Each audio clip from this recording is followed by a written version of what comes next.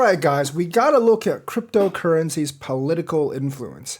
We have a new research done by Coinbase that says crypto will indeed impact the next election. So guys like Elizabeth Warren, Gary Gensler, etc., better watch out because there's more Americans than you think that actually own crypto. So let's actually look at the research. This is on Coinbase blog.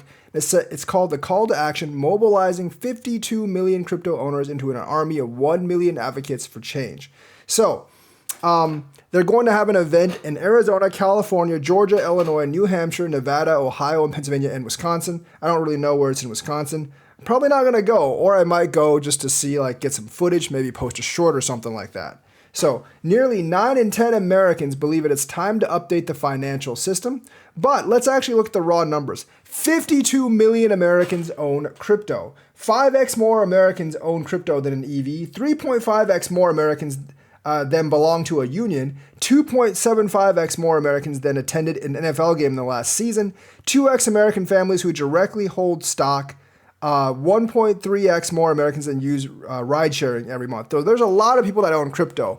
Now, I'm not exactly sure how the survey produced results. 52 million Americans that own crypto. America has about 300 million people. So that's 1 in 6, which is around 16-17%, which honestly does not sound too much.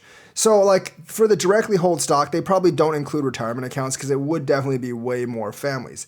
Now, the other thing is I don't know if everyone who owns crypto owns a lot of crypto where they would actually care enough politically. Many of them probably own $100 in crypto, and $100 is, whatever. But there are millions of people that actually are active in the crypto community, and many of those are actually young. And the Democrats need to listen to this because their core group is younger, kind of the younger group, and the younger, more educated group. And those guys are actually going to hold a lot of crypto. So if you look at the 52 million Americans who own crypto, 75 have an income of less than 100K, so middle class or even lower class, 60% of Gen Z or millennials. So this is the Democratic core group right here. And they're not going to be very happy with anti-crypto regulations, so you're going to lose a lot of voters. And 41% racial minorities. Minorities, by and large, vote Democrat. So the thing is, crypto in terms of holders is actually more of a Democratic thing than a Republican thing, although it's very bipartisan. And we see here ownership of digital assets is bipartisan, 22% Democrats, 18% Republicans, 22% of independents. Those are probably libertarians for the independents part. But there's actually a larger proportion of Democrats than Republicans that actually own cryptos. So the thing is, you're going to lose a lot of these votes. And this is why, a candidate like RFK could actually energize the base. And politicians need to pay attention. I think Pat Toomey actually said crypto could be a sleeper issue in the 2024 elections. And based on these numbers, that's absolutely the case. So polling in the fall of 2022 showed that in key states of New Hampshire, Nevada, Ohio, and Pennsylvania, over half or 55% of voters stated that they would be less likely to vote for candidates who oppose crypto and Web3. That's why, at least in the House of Representatives, there's going to be a lot of pro-crypto Democrats as well. So I don't really know about California, but I'm guessing with Silicon Valley, it's kind of the same. And maybe even more Californians actually are pro-crypto as well. Now, the 52 or 55% of people that own crypto, the amount that actually would take action and vote based on crypto is probably a lot less. I'm not exactly sure how Coinbase did their poll, but I do think the questions would probably be a little bit biased just because it is Coinbase. So a lot of people actually want to update the financial status quo or the financial system. So the thing is, basically, what Coinbase is doing, they're asking 52 million crypto owners and advocates to use their voices to stand with crypto. The Stand with Crypto Alliance is doing this through a 14-month-long campaign. And we're going to see how the Stand with Crypto Alliance goes against the Anti-Crypto Alliance, which consists of Elizabeth Warren and 8 other people, plus Gary Gensler. So basically, they're going to focus on 9 key states, and those states are actually swing states of Arizona, California, Georgia. Well, California's not really a swing state. Arizona, Georgia, Wisconsin, Pennsylvania, Nevada, New Hampshire. Most of these are actually swing states, and they're going to have a lot of people show support. And I think what this does, more than just get out the vote, it will show politicians in those states, both Democrat and Republican, that there are a lot of people that care. And if you don't make policies favorable to crypto, they will actually vote you out of office. Now, I don't know if we're ever going to get enough in California to kick some of those other guys out, like Brad Sherman. I'm not really sure if we can actually, like take Elizabeth Warren down. But, like some of these guys in these swing districts, they're going to pay attention, and they're going to pay hard attention because they desperately need those votes. So whether they're Democrat or Republican, they're not going to ignore this. So basically, like, Coinbase has even taken out big billboards saying tweeting at your congressperson is as effective as a billboard in the middle of nowhere. So they're saying it's not really that effective, and you actually need to take a stand. You need to rally everyone together and show them as a show of force. So basically, like, call your congressman, write to your congressman is what they're actually doing. But let's actually take a look at more statistics. Nearly 9 in 10 Americans believe the financial system needs changing, and half of Americans believe that America's financial system does not work fairly for everyone.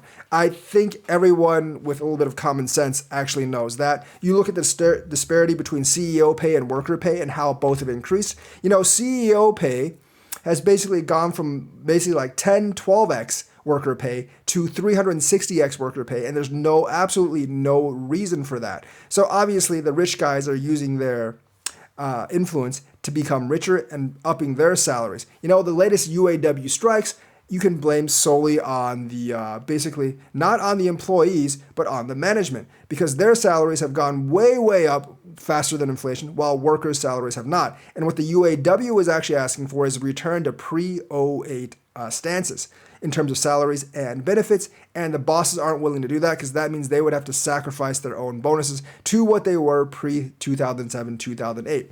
In 2007, 2008,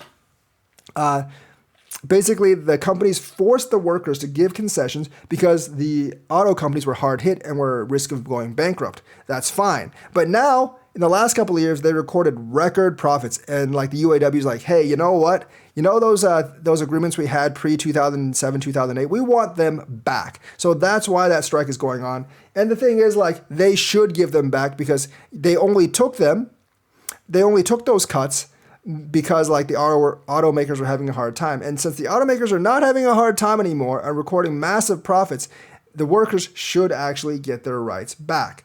So the thing is, like, 63% of crypto owners agree that system unfairly favors powerful interests. And obviously that's obvious. I mean, like, I don't think anyone really needs to explain that.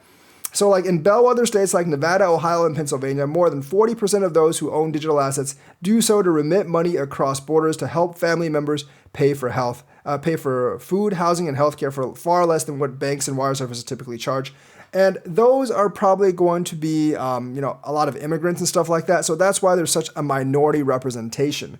So 72% of 18 to 34s believe crypto gives people direct control over their money, and 72% agree that digital assets are the future of finance. Now, I think they are polling a very select group. Maybe like they're polling only crypto owners. So it is very, very biased because remember, only 1 in 6 own crypto. And out of those 1 in 6, obviously, it's going to be very biased compared to the general population. But even if there's 52 million Americans that own crypto, these elections are decided by 3 or 4 million votes or less. So even if a tenth of them polled the other way, it could actually drag the election in one way or the other very, very easily. So if you look at these numbers, the Democrats definitely have to take a better and more pro-crypto stance than it is right now, because just like an anti-crypto stance will not actually work. Because the people that are mad about crypto or that don't have crypto are most likely not super anti-crypto, but the people that actually own crypto are much more likely to be pro-crypto. And the thing is, you're much more likely to turn them against you, and that could actually be a very strong voting bloc. Like I said, even if 10% of these change from one party to the other, and they're not all Republicans. If you hang out with the crypto bros, you might think they're all conservatives or Republicans. They're not, or all conservatives or all conservatives or independents or libertarians. They're not. There's 22% of Democrats own crypto. If you even get 3 or 4 of those percentages to turn, it could easily throw an election. So I think this gathering in these main states, many of them swing states, will actually show Democratic politicians that they need to be more pro-crypto. Now, in places like Hawaii, and other places, there are already congressmen, but we need to turn the Senate to be pro-crypto as well. And we need to show people like Brad Sherman, like Elizabeth Warren, that the party is really angering a lot of Americans, and they will turn from Democrat to Republican or Democrat to Independent if you don't let off on the crypto thing. And we need like political pressure to really shut Gary Gensler down. So, and the only way to do that is to show that we can have an effect in the next election. And that is actually by gathering in large numbers to support cryptocurrency. So Coinbase is actually right about this. If you mobilize that many crypto owners, you can get policy change. Remember, the supplements industry got the policy change by getting so many people to actually just write to their congressman. They built like a pre-built template.